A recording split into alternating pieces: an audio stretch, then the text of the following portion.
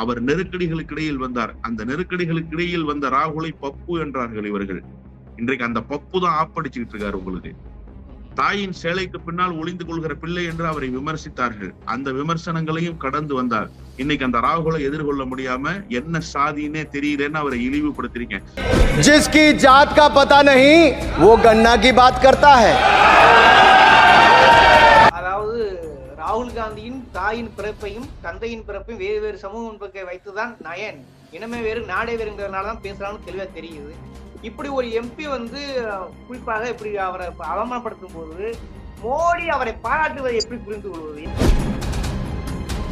இந்த பட்ஜெட் கூட்டத்தொடருக்கு பிறகு நேற்றைக்கு முன்தினம் அவர் பேசிய உரை இந்தியாவை உலுக்கிருச்சு சார். நிர்மலா சீதாராமன் அம்மையார் நமட்டு சிரிப்போடு உட்கார்ந்திருந்ததை கூட எக்ஸ்போஸ் பண்ணி பேசிட்டாரு.